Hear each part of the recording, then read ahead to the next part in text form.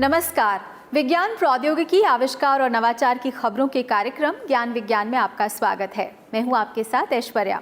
आज के इस अंक में हम बात करेंगे संयुक्त राष्ट्र महासभा द्वारा शुरू किए गए नीले आसमान के लिए अंतर्राष्ट्रीय स्वच्छ वायु दिवस की, और बताएंगे क्या है भारतीय शोधकर्ताओं द्वारा विकसित किया गया नया ब्लड फ्लो मीटर। खबरें और भी होंगी, लेकिन सबसे पहले देखते हैं इस अंक की सुर्खियां। 7 सितंबर को पहली बार मनाया गया नीले आसमान के लिए अंतर्राष्ट्रीय स्वच्छ वायु दिवस। संयुक्त राष्ट्र महासभा की पहल पर भारत में पर्यावरण मंत्रालय ने आयोजित किया इस विषय पर वेबिनार। ARCI ने विकसित किए फास्ट चार्जिंग वाले बैटरी एनोड। शोधकर्ताओं ने लिथियम टाइटेनियम ऑक्साइड से एनोड बनाने की स्वदेशी तकनीक की तैयार। भारतीय वैज्ञानिकों ने बनाया स्वदेशी ब्लड फ्लो मीटर। महंगे आयातित उपकरण की जगह लेकर ओपन हार्ट सर्जरी को बनाएगा किफायती। पर्यावरण पर प्रदूषण का प्रभाव कई तरह से पड़ता है। अगर आप ध्यान दें तो पाएंगे कि एक लंबे समय से आपके शहर का आसमान आपको नीला नहीं दिखा। लगातार वातावरण में बढ़ते प्रदूषकों और धूल के चलते आसमान का प्राकृतिक रंग खत्म सा हो गया है। इसी समस्या को गंभीरता से लेते हुए संयुक्त राष्ट्र महासभा ने पहली बार नीले आसमान के लिए अंतर्राष्ट्रीय स्वच्छ वायु दिवस की शुरुआत की। अब हर साल 7 सितंबर को ये दिवस मनाया जाएगा। भारत में पर्यावरण, वन एवं जलवायु परिवर्तन मंत्रालय ने इस अवसर पर एक वेबिनार का आयोजन किया और स्वच्छ हवा के अंतर्राष्ट्रीय समाधानों पर चर्चा की। एक रिपोर्ट।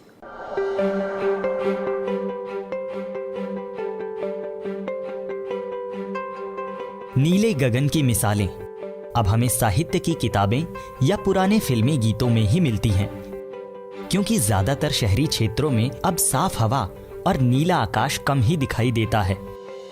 औद्योगिकरण, जनसंख्या वृद्धि और बढ़ते वाहनों ने हर क्षेत्र की हवा में प्रदूषण स्तर और धूल की मात्रा को बढ़ा दिया।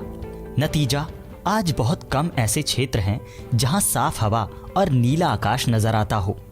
संयुक्त राष्ट्र महासभा ने इस समस्या की गंभीरता को देखते हुए पहली बार इस अंतर्राष्ट्रीय दिवस को मनाने का फैसला किया। 7 सितंबर को भारत में केंद्रीय मंत्री प्रकाश जावड़ेकर के नेतृत्व में पर्यावरण मंत्रालय ने एक वेबिनार का आयोजन किया।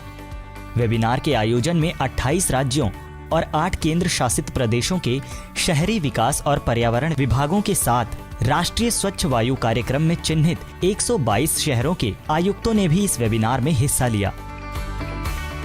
केंद्र ने एक नेशनल क्लीन एयर प्रोग्राम शुरू किया।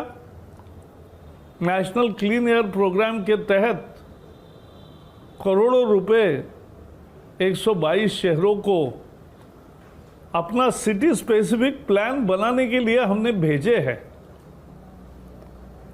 क्योंकि हर शहर के कारण अलग है। कहीं इंडस्ट्री ज़्यादा है, कहीं व्हीकुलर पोल्यूशन ज़्यादा है, कहीं डस्ट पोल्यूशन ज़्यादा है, कहीं वेस्ट से निकला हुआ प्रदूषण ज़्यादा है। तो जैसे जिस शहर की तबीयत है प्रदूषण की, वैसे इलाज करके ये हमें एक अच्छे शहर में परिवर्तन करना है, प्रदूषण में कमी लानी। कार्यक्रम में अंतर्राष्ट्रीय और राष्ट्रीय महत्व के पर्यावरण सुधार समाधानों पर लंबी चर्चा की गई और प्रदूषण स्तर को कम करने की अपनी प्रतिबद्धता को दोहराया गया। केंद्रीय मंत्री ने सरकार द्वारा देश में प्रदूषण का स्तर कम करने के लिए पिछले कुछ वर्षों में किए गए उपायों की जानकारी दी। इनमें राष्ट्रीय स्वच्छ वायु कार्यक्रम और राष्ट्रीय वायु गुणवत्ता सूचकांक, उद्योगों के लिए उत्सर्जन मानक बढ़ाते हुए BS6 ईंधन मानक लागू करना, जाम की समस्या दूर करने के लिए सड़कों का निर्माण और इलेक्ट्रॉनिक वाहनों पर विशेष बल देना जैसे उपाय शामिल हैं। श्री जावड़ेकर ने वेबिनार के दौरान राष्ट्रीय स्वच्छ वायु कार्यक्रम के अंतर्गत गतिविधियों की प्रगति की समीक्षा भी की। अपने नज़दीक के 1 किलोमीटर के दायरे में जो काम है, बाजार जाना है, बाकी सब करना है, उसके लिए हम चल के जा सकते हैं, साइकिल यूज़ कर सकते हैं।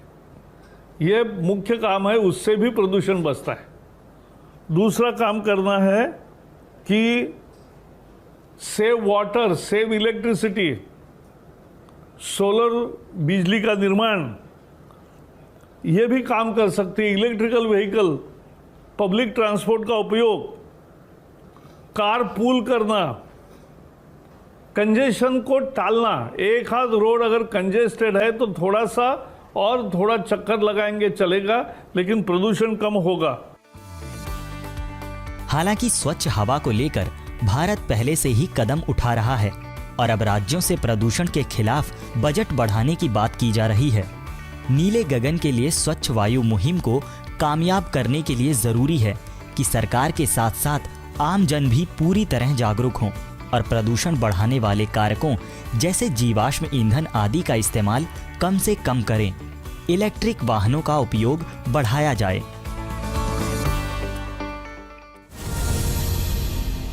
हैदराबाद स्थित विज्ञान एवं प्रौद्योगिकी विभाग का स्वायत्त अनुसंधान संस्थान international advanced research centre for powder metallurgy and new materials ARCI लगातार ऐसे नैनो मटेरियल्स पर काम कर रहा है जिनसे लिथियम आयन बैटरीज की क्षमता और गुणवत्ता को बढ़ाया जा सके, साथ ही इस क्षेत्र में आयात पर निर्भरता खत्म की जा सके।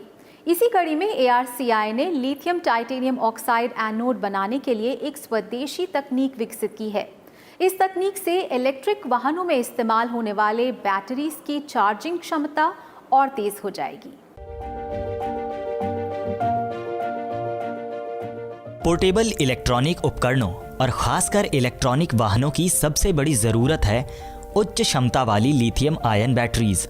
मौजूदा समय में इन बैटरीज को तैयार करने के लिए सामग्री आयात की जाती है जिसमें लिथियम टाइटेनियम ऑक्साइड रसायन भी शामिल है। सामग्री निर्माण की जटिल प्रक्रिया और आयात इन बैटरीज को महंगा बना देता है। विज्ञान एवं प्रौद्योगिकी विभाग का स्वायत्त अनुसंधान संस्थान international advanced research centre for powder metallurgy and new materials ARCI Hyderabad के वैज्ञानिकों ने लिथियम टाइटेनियम ऑक्साइड एनोड बनाने की एक स्वदेशी तकनीक विकसित कर ली है, जहां इस तरीके से लिथियम आयन बैटरीज जल्दी चार्ज हो सकेंगी, वहीं बैटरी की लागत भी काफी कम हो जाएगी।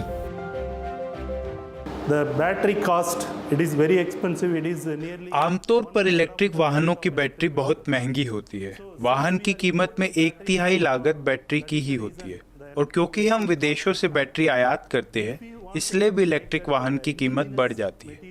तो अगर आप स्वदेशी सामान से बैटरी बनाते हैं तो बैटरी और इलेक्ट्रिक वाहन दोनों की कीमत कम होगी।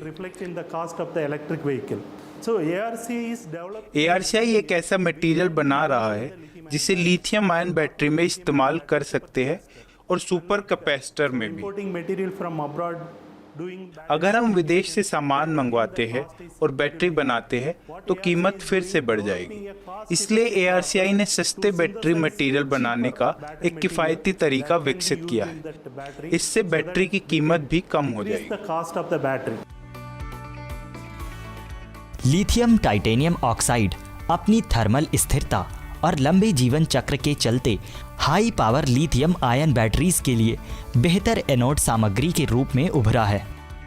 वैज्ञानिकों ने टाइटेनियम डाइऑक्साइड और लिथियम कार्बोनेट का उपयोग करके बेहतर इलेक्ट्रॉनिक चालकता के साथ एनोड उत्पादन पर ध्यान केंद्रित कर सरल और किफ़ायती तकनीक विकसित की, जो अन्य एनोड की तुलना में बैटरी की रिचार्जिंग क्षमता 98% तक बढ़ा देगी। खास बात ये कि इन एनोड का जीवन चक्र 20,000 साइकिल तक है और ये -30 डिग्री से लेकर 55 डिग्री तापमान पर बिना प्रभावित हुए कार्य कर सकते हैं, जो भारत जैसे कठिन मौसम के लिए बहुत उपयुक्त है। ARCI ने भारतीय जलवायु को ध्यान में रखते हुए तेजी से चार्ज होने वाली लिथियम आयन बैटरी के लिए एनोड मटेरियल लिथियम टाइटेनियम को तैयार करने के लिए एक टेक्नोलॉजी बनाई है। ARCI में सफलतापूर्वक विकसित इस तकनीक को एक डिवाइस के स्तर पर मान्य भी किया गया है और भारत के साथ साथ विदेश में भी इसका पेटेंट कराया गया है। हम लंबे समय तक चलने वाली उच्च क्षमता की लिथियम आयन बैटरी के लिए हाई परफॉर्मेंस एनोड मटेरियल बनाने की स्वदेशी तकनीक उपलब्ध कराने में सक्षम है, जिसकी साइक्लिक स्थिरता भी बढ़ी है। पर्यावरण संरक्षण को लेकर जिस तरह इलेक्ट्रिक वाहनों के इस्तेमाल पर जोर दिया जा रहा है, उसमें सबसे बड़ी ज़रूरत है कि लंबी दूरी तक चलने वाले इलेक्ट्रिक वाहन उपलब्ध हों। लेकिन हाई पावर बैटरीज के साथ ही वाहनों की लागत भी बढ़ जाती है। ARCI जिस तरह लगातार उच्च क्षमता, फास्ट चार्जिंग और लंबे समय तक चलने वाली बैटरीज के लिए स्वदेशी तकनीक विकसित कर रहा है, उससे आने वाले समय में देश में सस्ते और उच्च क्षमता वाले इलेक्ट्रिक वाहन उपलब्ध हो सकेंगे। ज्ञान विज्ञान में फिलहाल वक्त हो गया एक छोटे से ब्रेक का। हम अभी लौटते हैं, आप कहीं मत जाइएगा।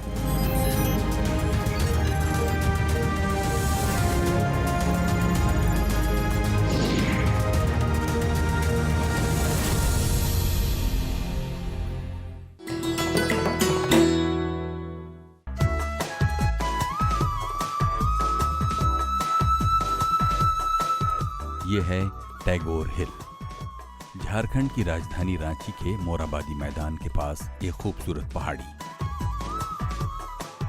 पहाड़ी पर बना एक मंदिर और एक आश्रम, पर्यटकों के आकर्षण का केंद्र। इस पहाड़ी से दिखाई देता है पूरा रांची शहर। टैगोर हिल का नाम नोबेल पुरस्कार से सम्मानित कवि गुरुदेव रविंद्रनाथ टैगोर की स्मृतियों से जुड़ा है। अंग्रेज राज के दौरान 1848 में कैप्टन ओस्बी ने इस पहाड़ी पर एक गेस्ट हाउस बनाया था। 1908 में ज्योतिन्द्रनाथ टैगोर यहाँ आए। उन्होंने इस पहाड़ी पर शांति धाम और निरंकार मानव धर्म ब्रह्म मंदिर की स्थापना की। 1925 में अपने निधन तक ज्योतिन्द्रनाथ टैगोर यहीं रहे। यही वजह है कि दुनिया भर के टैगोर प्रेमियों के लिए ये टैगोर हिल अपना विशेष स्थान रखती है।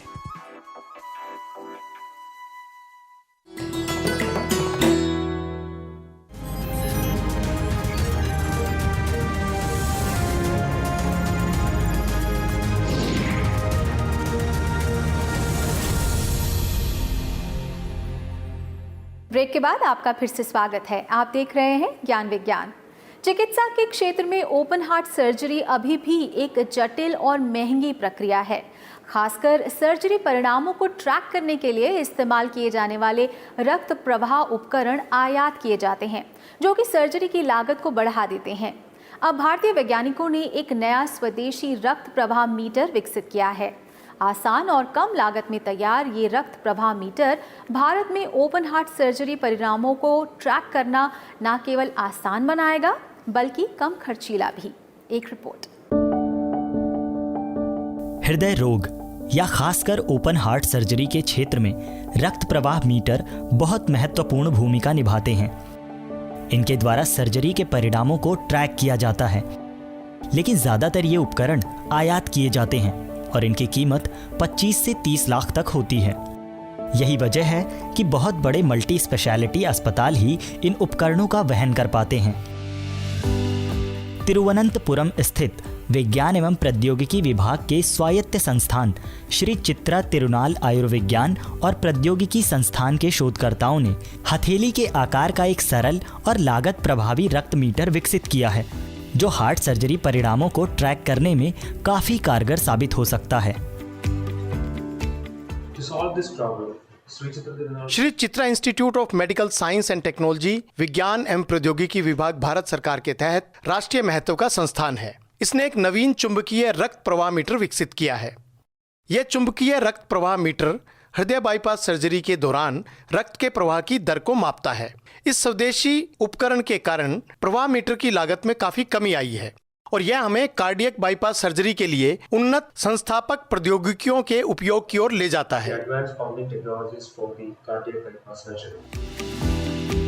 इस उपकरण में एक चुंबकीय क्षेत्र, एक इलेक्ट्रॉनिक माप प्रणाली और एक डिस्पोजेबल बायो कंपैटिबल ट्यूब है, जो इलेक्ट्रोड से सुसज्जित है और यह चुंबकीय क्षेत्र में रखी जाती है। जब रक्त ट्यूब से गुजरता है तो इस चुंबकीय क्षेत्र के प्रभाव में इलेक्ट्रोड में एक वोल्टेज उत्पन्न होता है, जो रक्त प्रवाह की दर के लिए अनुपातिक होता है।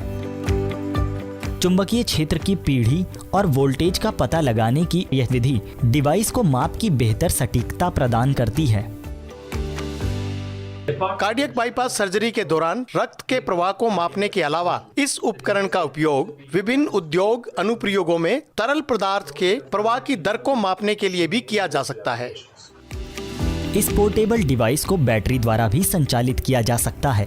खास बात ये कि इस स्वदेशी तकनीक से रक्त प्रवाह मीटर उपकरण की कीमत लाखों की जगह कुछ हजार में ही हो जाएगी, जिससे ये जरूरी उपकरण छोटे अस्पतालों में भी आसानी से लगाया जा सकेगा।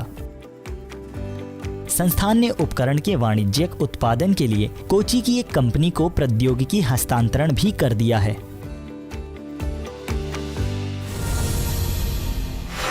विज्ञान और प्रौद्योगिकी के क्षेत्र में आज आर्टिफिशियल इंटेलिजेंस सबसे तेजी से उभरता हुआ क्षेत्र है। कोई भी तकनीकी विकास हो, सब में आर्टिफिशियल इंटेलिजेंस का इस्तेमाल किया जा रहा है। इसी महत्व को देखते हुए भारतीय प्रौद्योगिकी संस्थान दिल्ली अलग से स्कूल ऑफ आर्टिफिशियल इंटेलिजेंस शुरू कर रहा है, ताकि देश में आर्टिफिशियल इंटेलिजेंस पर हो रहे काम को एक जगह लाकर देश को इस क्षेत्र में भी अग्रणी बनाया जा सके। एक रिपोर्ट।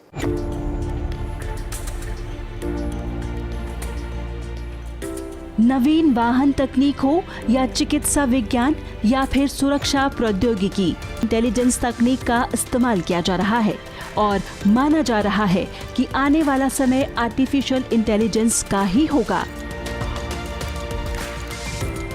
यही वजह है कि पूरी दुनिया में इस नवीन तकनीक पर जोरों से काम चल रहा है। हर देश आर्टिफिशियल इंटेलिजेंस में महारत हासिल करना चाह रहा है।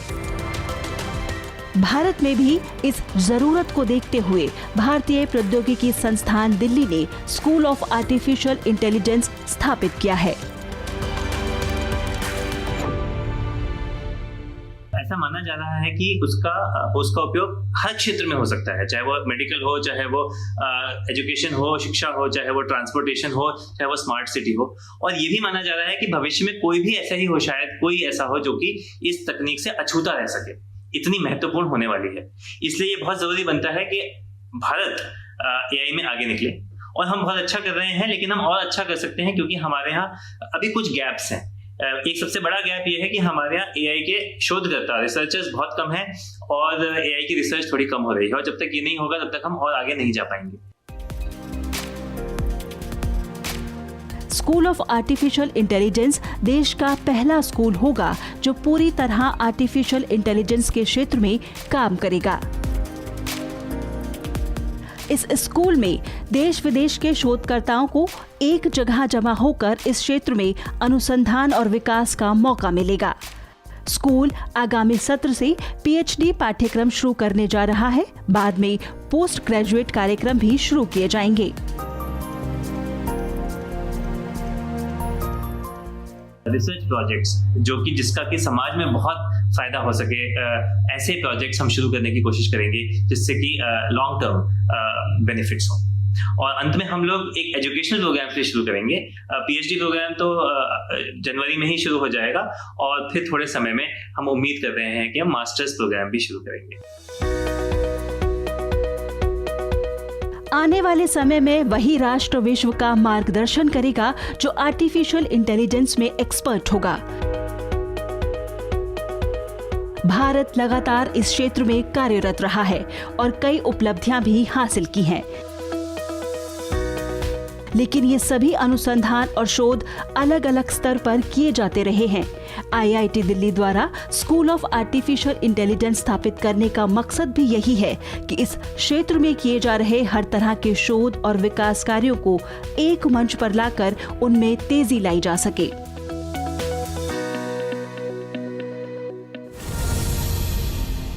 वक्त एक और छोटे से ब्रेक का, लेकिन आप कहीं मत जाइएगा, हम अभी लौटते हैं।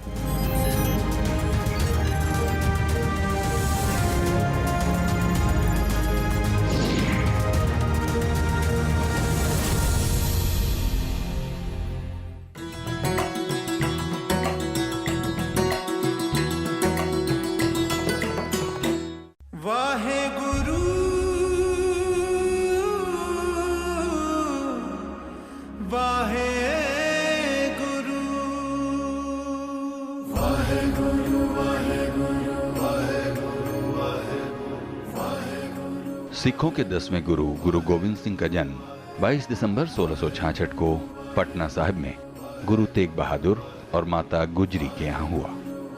विक्रम संवत के मुताबिक गुरु गोविंद सिंह का जन्म पौष माह की शुक्ल पक्ष की सप्तमी तिथि को 1723 को हुआ था। सिख समुदाय के बीच गुरु गोविंद सिंह के जन्म उत्सव को गुरु गोविंद सिंह जयंती, गुरु पर्व और प्रकाश पर्व के रूप में मनाया जाता है। अपने पिता गुरु तेग बहादुर की मृत्यु के बाद 11 नवंबर 1675 को वे गुरु बने। गुरु गोविंद सिंह एक महान योद्धा, कवि और आध्यात्मिक गुरु थे। 1699 में बैसाखी के दिन गुरु गोविंद सिंह ने अपने 5 शिष्यों को लेकर खालसा पंथ की स्थापना की। सिख समुदाय में ये घटना काफी पवित्र मानी जाती है। गुरु गोविंद सिंह ने सिखों के पवित्र ग्रंथ गुरु ग्रंथ साहब की रचना को पूरा किया और इसे गुरु के रूप में सुशोभित किया।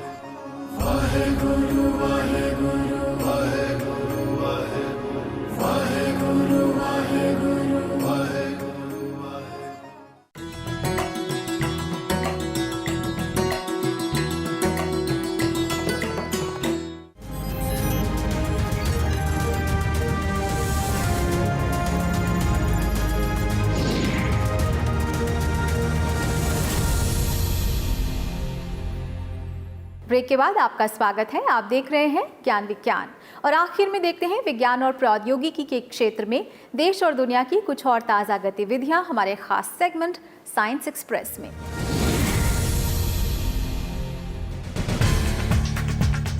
स्वदेशी रक्षा प्रौद्योगिकियों में महत्वपूर्ण बढ़त बनाते हुए रक्षा अनुसंधान एवं विकास संगठन DRDO ने स्क्रैमजेट प्रोपल्शन सिस्टम का उपयोग कर अपनी hypersonic technology demonstrator vehicle HSTDV का सफलतापूर्वक फ्लाइट परीक्षण किया।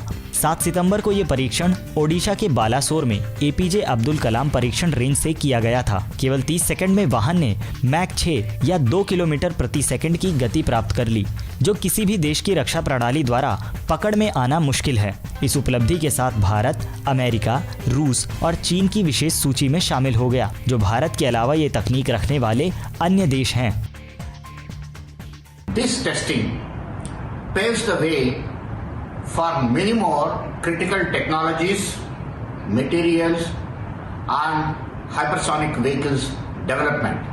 This puts India in a select club of nations who have demonstrated this technology.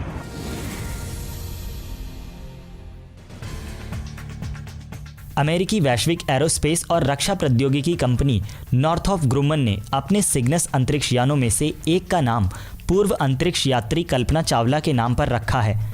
Company की ये परंपरा है कि वो मानव अंतरिक्ष अभियान में महत्वपूर्ण भूमिका निभाने वाले किसी व्यक्तित्व के नाम पर हर सिग्नस यान का नामकरण करती है। कल्पना चावला का नाम भी अंतरिक्ष में जाने वाली पहली भारतीय मूल की महिला के तौर पर उनकी उपलब्धि को सम्मान देने के लिए चुना गया है। S Kalpana Chawla Cygnus capsule का लॉन्च NG-14 मिशन के लिए निर्धारित है, जो कि 29 सितंबर को कंपनी के एंटारेस रॉकेट द्वारा लगभग 3629 किलोग्राम कार्गो को अंतर्राष्ट्रीय अंतरिक्ष स्टेशन तक पहुंचाने के लिए तैयार किया जा रहा है। 7 सितंबर 2020 को भारत ने विज्ञान और प्रौद्योगिकी के क्षेत्र से अपनी 2 असाधारण प्रतिभाओं को खो दिया। Father of Indian radio astronomy कहे जाने वाले प्रोफेसर गोविंद स्वरूप का 91 वर्ष की आयु में पुणे में निधन हो गया। प्रोफेसर स्वरूप स्वयं में एक संस्था थे। ऊटी रेडियो टेलीस्कोप और giant metre wave radio telescope Pune जैसी भारत की प्रमुख रेडियो दूरबीनों की अवधारणा और स्थापना के पीछे प्रोफेसर स्वरूप का ही दिमाग था। साल 1973 में पद्मश्री के अलावा उन्हें विज्ञान के क्षेत्र में उनके असाधारण योगदान के लिए कई पुरस्कार और सम्मान मिले। वो TIFR national centre for radio astrophysics Pune के संस्थापक निदेशक भी रहे। 7 सितंबर को ही डॉक्टर नरेंद्र कुमार सहगल का दिल्ली में निधन हो गया। वो 79 वर्ष के थे। डॉक्टर सहगल भारत में कई विज्ञान लोकप्रियकरण कार्यक्रमों के प्रेरणा स्रोत रहे हैं। एक भौतिक विज्ञानी के तौर पर प्रशिक्षित डॉक्टर सहगल 1982 में विज्ञान और प्रौद्योगिकी विभाग में शामिल हुए और राष्ट्रीय विज्ञान और प्रौद्योगिकी संचार परिषद यानी NCSTC के प्रमुख रहे।